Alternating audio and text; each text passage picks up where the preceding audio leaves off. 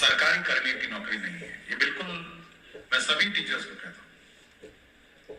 और यदि कोई टीचर यह सोच के आ रहा है कि ये सरकारी नौकरी है इसलिए मैं करना चाहता हूं या करना चाहती हूं, तो बहुत ही गलतफहमी में है। टीचर्स की नौकरी बिल्कुल भिन्न है और ये सबसे भिन्न है, मतलब इसका कोई तुलना किसी अन्य नौकरी से नहीं है। आप समझ सकते हैं, जब आप क्लास में जाते हैं तो बच्चे आपके सामने रहते हैं और आपको इस निगाह से देखते हैं कि आप उनको ज्ञान देंगे और आप उनका भविष्य बनाएंगे।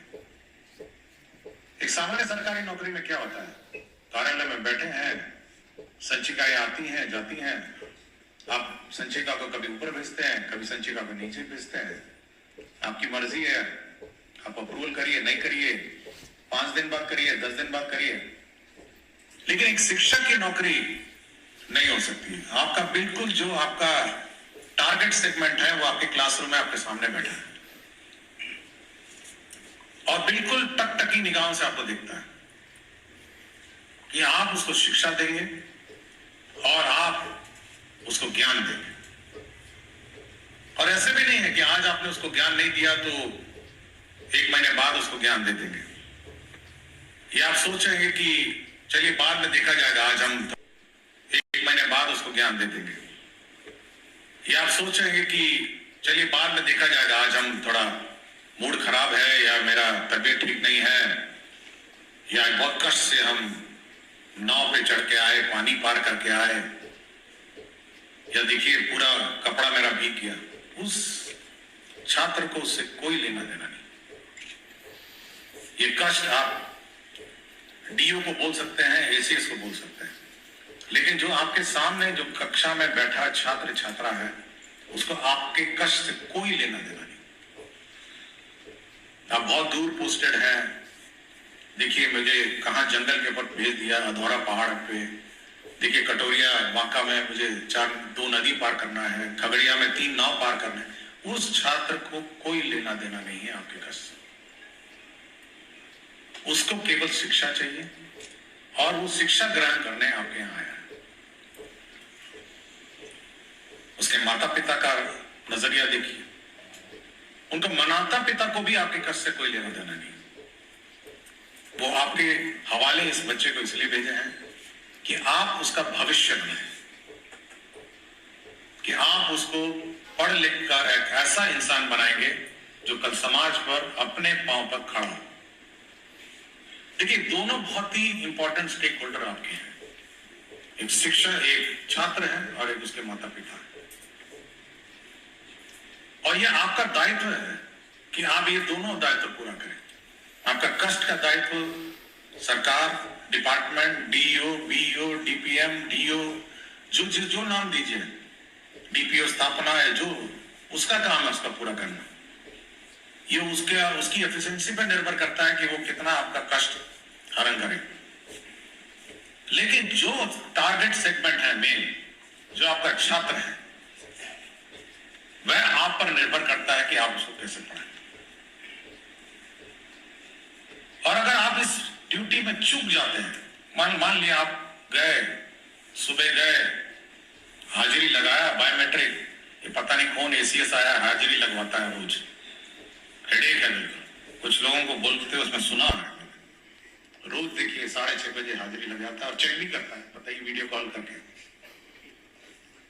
तो और उसके बाद गए अपना बगल में दुकान में बैठ गए, क्योंकि बहुत सारे लोकल टीचर है, दुकान भी हो गई उनकी सामान्य रूप से। कुछ लोग का खेती भी हो गया है, कुछ लोग खेत में अपना धान कटवाना जाते हैं, कुछ भूख के आते हैं, लेबर वेबर लगा के आएंगे, शाम को आएंगे फिर हाजिरी लगा देंगे।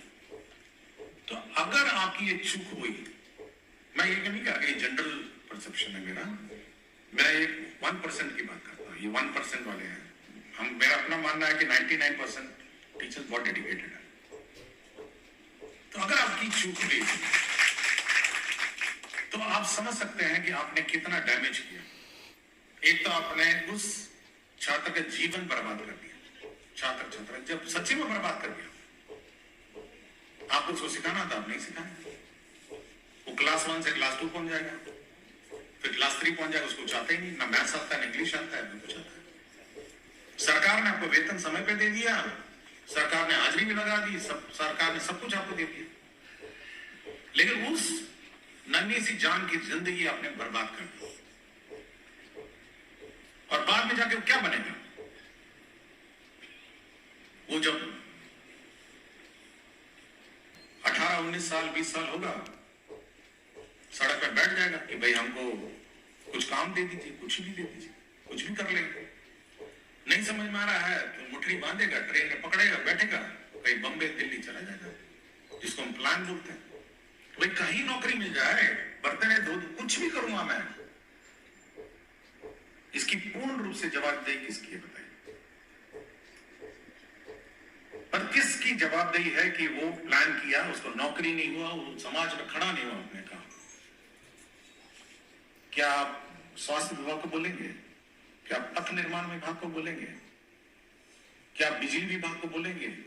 अब किस विभाग की जवाबदेही निर्धारित करेंगे इस घटनाक्रम में? मैं सुबह घूम रहा था, मैं सोच रहा था कि आज क्या बात करूं मैं उसको। इसकी पूर्ण रूप से जवाबदेही उस विद्यालय की है और उस शिक्षक की है। अगर वो चूकता है तो समाज की सब समस्याएं खड़ी हो जाएंगी। और ये अकेला विभाग है, मैं बता रहा हूं। कभी आपको लगता होगा कि शिक्षा विभाग क्या है, ये तो ऐसे ही था। इसकी इतनी जवाबदेही है कि दूसरे की जवाबदेही इतनी नहीं है। चारों तरफ से पानी से, अच्छा उस गांव के अंदर है जहां पे चारों तरफ से पानी से घिरा हुआ है, उसकी क्या गलती है? अच्छा उस गांव के अंदर है जहां पे चारों तरफ से पानी से घिरा हुआ है, उसकी क्या गलती है? उसकी क्या गलती है कि उस गांव में रहता है? अभी हाल ही में मुझे राघोपुर जाने का मिला, अभी तो बिग पुल बन गया है, वो जो 6 लेन फ्लाईओवर में हाल ही में परसों ही गया था, मैं देखा अंदर एक स्कूल था और मुझे पता चला कि इसी से नाव से जाता था। फिर मैंने देखा कि वो गंगा नदी है और गंगा नदी पार करके इसी स्कूल में लोग जाते थे। तो उस बच्चे की क्या गलती है जो स्कूल में जाता है? उसकी भी अपनी जिंदगी है, उसका भी अपना कैरियर है, उसके भी अपने सपने हैं, लेकिन थोड़ा आपको कष्ट लेना पड़ेगा और थोड़ा ये डेडिकेशन आपको होना पड़ेगा कि देखिए ये बच्चा का कैरियर, इसकी जिंदगी मेरे हवाले है और कोई इसके लिए रिस्पॉन्सिबल नहीं है। मैं बिल्कुल बार बार कहता हूं, एक टीचर ही है जो उसकी जिंदगी बनाएगा। बिजली विभाग उसकी जिंदगी नहीं बनाएगा या रोड डिपार्टमेंट उसकी जिंदगी बनाएगा, कोई नहीं बना सकता ना भाई, कोई नहीं बनाएगा। ये दिमाग में बैठना चाहिए हमको कि भाई उसकी जिंदगी बनाने का कार्य शिक्षक का है। समाज में ऊंच नीच भेदभाव उसको मिटाने का काम किसका है? वो भी शिक्षक के बनते हैं। आप सोचते होंगे कि शिक्षक को कितना रिस्पॉन्सिबिलिटी है। मैं कोई अच्छे बैकग्राउंड का आदमी नहीं हूं, कोई फाइनेंशियली स्ट्रांग आदमी नहीं था, लेकिन आज शिक्षा के बल पे आया हूं ना। कोई और थ्योरी बता दीजिए कि ऐसे ही आ जाएंगे हम ऊपर। कोई थ्योरी बताइए ना इस दुनिया में कि अचानक आप सोशल स्टेटस से ऊपर पहुंच जाए अपने आप। शिक्षा ही है और उसका एक ही माध्यम है टीचर्स ऑफ बिहार, इस राज्य के शिक्षक। ये एक ही है ना। और अगर शिक्षक कहने लग जाए कि नहीं ये करेंगे तो वो करेंगे तो वो करेंगे तो ऐसा होगा तो वैसा होगा, no, it can not happen, it will not wait. Education can not wait ना, और ये किसी का इंतजार भी नहीं कर सकता। इसलिए मैं बार बार जब भी हर फोरम में आप देखिएगा मैं एक ही लाइन बोलता हूं कि भाई इस बच्चे की जिंदगी आपके हाथ में, इसको संवारना है तो संवारेंगे। ये बर्बाद अगर आप कैजुअल लेंगे तो बर्बाद हो जाएगा। और इस पूरे प्रकरण में फाइनली किसका क्या असर होगा? लोग जाति पाति करने लग जाएंगे, ऊंच नीच करने लग जाएंगे और इसका पूरा असर इस राज्य पर पड़ेगा, पूरा असर। बाकी राज्य क्यों ऐसे हैं? रोड तो सब जगह है, बिजली सब जगह है, एक शिक्षा ही है जो इसको सुधार सकता है। और एक शिक्षा ही है जो इस राज्य की को कायाकल्प कर सकता है। इसलिए जब भी आप चर्चा करें, आप अपनी रिस्पॉन्सिबिलिटी को समझते हुए चर्चा करें कि आपके कंधों पर कितनी बड़ी जवाबदेही है, ये आप सोच के चर्चा करें। मुझे पता है कि टीचर्स को कितना कष्ट है।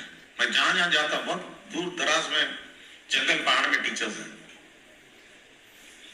लेकिन उस बच्चे की सोचिए, उस बच्चे की सोचिए, उसके माता पिता की सोचिए। और जब ये सोचेंगे तो आपको अपना कष्ट कम लगेगा।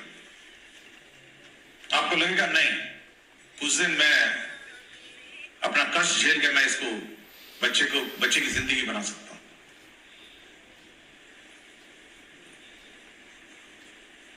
मैं इसीलिए मैं ये बात आपसे कहने आ जाया हूं कि भाई आपको अपनी रिस्पॉन्सिबिलिटी समझनी होगी और ये जवाबदेही आपको लेनी होगी। हम लोग हैं, बिहार सरकार डिपार्टमेंट है, हम लोग हैं, हम लोग जहां तक पॉसिबल है आपका कष्ट दूर करेंगे, आपका सहयोग करेंगे, लेकिन उसकी भी सीमाएं हैं।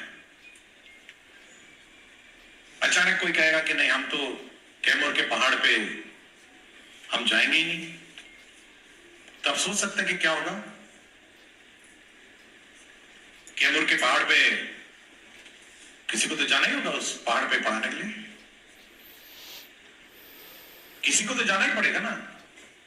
पलामू बॉर्डर पे विद्यालय में वो भी शिक्षक ही होगा और शिक्षक ही पढ़ाएगा ना। वो तो हम नहीं जाके पढ़ा सकते हैं। इसलिए मैं ये कह रहा हूं कि आप लोग, आज बात तो है एनईपी पे, लेकिन अपनी रिस्पॉन्सिबिलिटी, अपनी जवाबदेही और इस समाज में जो आपकी सबसे महत्वपूर्ण भागीदारी है, उसके बारे में अपने मन में सोचिए। लोग चर्चा नहीं करेंगे, हो सकता है, लेकिन इसको आत्मसात करना पड़ेगा। ये अपने दिमाग, मन में इसको बिठाना पड़ेगा। और जब आप अगली बार स्कूल में जाएंगे, आप उस शिक्षक, आप उस माता पिता को इस नजर से देखिए।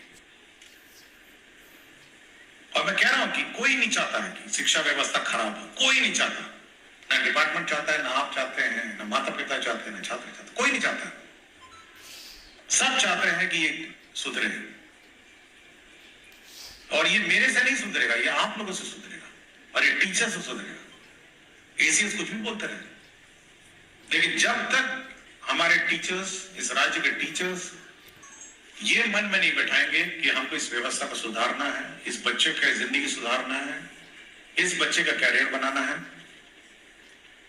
इस दुनिया में कोई ताकत नहीं है जो ये व्यवस्था में पड़ी।